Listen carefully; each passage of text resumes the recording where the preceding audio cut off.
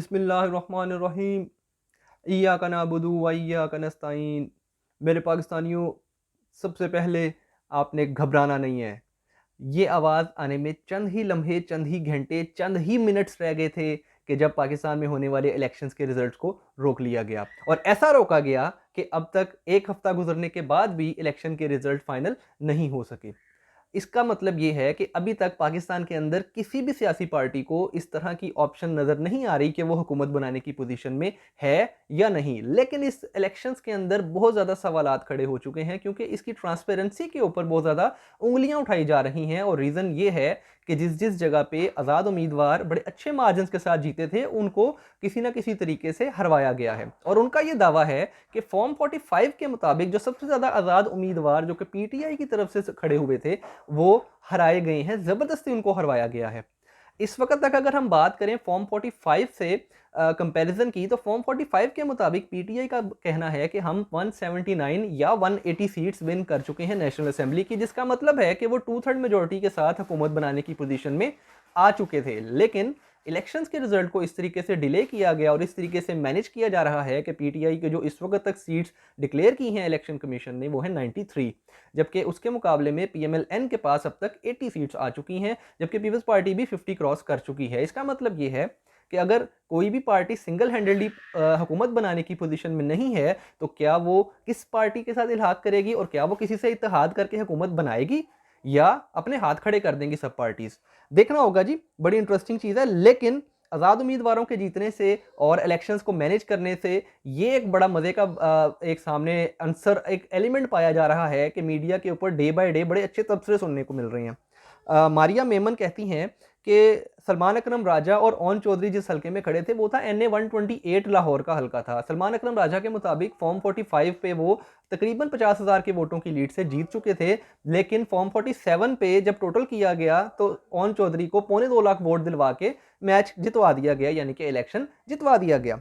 मारिया मेमन कहती हैं कि इन्होंने गलत बंदे से, यानी कि सलमान अकरम राजा गलत बंदे से पंगा ले लिया है, वो इनकी जान नहीं छोड़ेंगे और वो अपनी सीट वापस लेके रहेंगे। जबकि काशिफ अब्बासी कहते हैं कि गलत बंदे से तो पहले ही पंगा लिया हुआ है, जो इस वक्त जेल में बैठा हुआ है, और वो है कैदी नंबर 804, जिसकी वजह से ये सारा मसला पड़ा है इस्टेब्लिशमेंट को इस दफ़ा। तो देखते हैं जी कि कहाँ तक बात ये सच साबित होती है। जबकि इसी हलके के हवाले से, सलमान अकरम राजा के ही हलके के हवाले से इरशाद भट्टी साहब ये कहते हैं कि ओन चौधरी एक हलके से 2.25 लाख वोट ले चुके हैं, या लेकर वो जीत चुके हैं NA 128 से। कहते हैं कि इसको तो छोड़ें, ओन चौधरी पूरे लाहौर से खड़े हो जाएं, पूरे लाहौर के सिर्फ एक ही उम्मीदवार वो हों, और उनको फिर भी अगर 2.25 लाख वोट नहीं पड़ेंगे जितने वोट उन्होंने इस दफा एक ही हल्के से ले लिए हैं। और एक और इंटरेस्टिंग बात मैं आपको बताता चलूं कि ओन चौधरी को जो वोट पड़े हैं 2.25 लाख, ये वोट नवाज शरीफ को पड़ने वाले वोटों से भी ज्यादा है। नवाज शरीफ को भी इस दफा इलेक्शंस के अंदर जिस मार्जिन से वो जीते हैं, उनके वोट्स की तादाद 1,70,000 थी, यानी कि वो 1,70,000 वोट हासिल कर सके थे यास्मीन राशिद के मुकाबले में। जाली थे, असली थे, वो सेपरेट केस है, हम उसका जिक्र नहीं कर रहे। लेकिन बताना ये चाह रहा हूँ कि नवाज शरीफ साहब को भी 1,70,000 वोट्स पड़े हैं, जबकि उनके हिमायत याफ्ता ओन चौधरी को 1,75,000 वोट्स पड़ गए हैं लाहौर में, जिसको लाहौर में कोई जानता नहीं है, जिसको 10 बंदे नहीं जानते। मेरा ख्याल है हाल रोड भी नहीं जानता होगा कि ओन चौधरी कौन है। देखें जी, अगर इतने वोट्स पड़ गए हैं तो यकीनन पड़े होंगे जी, बहुत से लोग उनके चाहने वाले होंगे, बहुत से लोग उनके प्यार करने वाले होंगे जिन्होंने उनको वोट डाल दिया है। और हो सकता है कि वो 8 फरवरी को वोट डालना भूल गए हों, उन्होंने 9, 10, 11, 12 और 13 फरवरी को, बल्कि हो सकता है 14 फरवरी को वोट डाला हो कि वैलेंटाइन डे पे वोट डालने के नंबर ज़्यादा मिलेंगे। हो सकता है कि उनको 14 फरवरी को वोट पड़ गए हों। इसके अलावा अगर हम इंटरनेशनल मीडिया की बात करें, तो इस बार पाकिस्तान को बहुत ज़्यादा तनकीद का निशाना बनाया जा रहा है, तकरीबन हर तरफ से ही, हर मुल्क की तरफ से ही। ख़ास तौर पे इंग्लिश चैनल्स जो हैं, मीडिया जो है, अमेरिकन मीडिया ख़ास तौर पे CNN, BBC, और यूरोपियन मीडिया यानी कि ब्लूमबर्ग, अल जज़ीरा और बाकी दीगर जितने भी चैनल्स हैं, उन सब की तरफ से बहुत ज़्यादा तनकीद का निशाना बनाया जा रहा है इन इलेक्शंस को, और ये बड़े ही कॉन्ट्रोवर्शियल से इलेक्शन बनते जा रहे हैं। देखें, इलेक्शंस कॉन्ट्रोवर्शियल हों या ना हों, लेकिन उसमें फेयरनेस होनी चाहिए। लेकिन बज़ाहिर ऐसा लगता है कि फेयरनेस नहीं है, क्योंकि हर पार्टी ये कह रही है कि ये इलेक्शन उस तरह के इलेक्शन नहीं है जो कि आमतौर पे होते हैं। और पाकिस्तान की आवाम ने भी इस दफ़ा जिस तरीके से इस इलेक्शंस में पार्टिसिपेट किया है और जिस तरीके से रिजल्ट्स आए हैं, आवाम में भी बहुत ज़्यादा गम गुस्सा पाया जाता है कि हमने जिसको वोट डाला वो नहीं जीता। चलें, जीतना तो दूर की बात है, यहाँ पे तो कहानी पलटी पड़ी है, पता नहीं क्या बनेगा। इंटरनेशनल मीडिया की अगर हम बात करें तो उन्होंने तो ख़ास तौर पे जो रेहाना डार साहिबा हैं NA-71 सियालकोट से, उस्मान डार की वालदा हैं, उनका और ख्वाजा आसिफ के इलेक्शंस का भी कंपैरिजन अपने ट्विटर हैंडल्स पे शेयर किया है।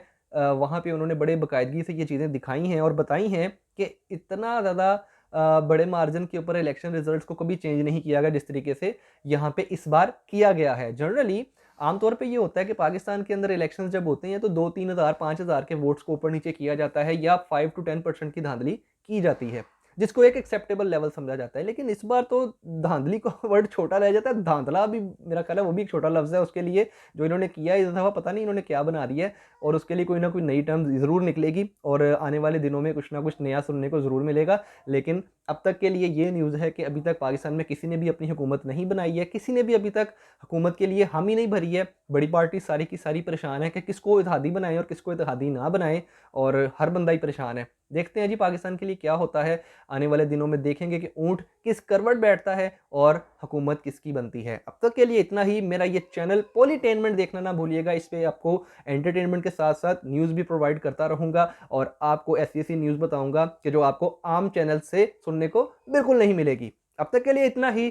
Thank you. मेरा चैनल सब्सक्राइब करना ना भूलिएगा, वीडियो पसंद आए तो लाइक करना ना भूलिएगा और शेयर करना हरगिज़ ना भूलिएगा। अल्लाह हाफ़िज़।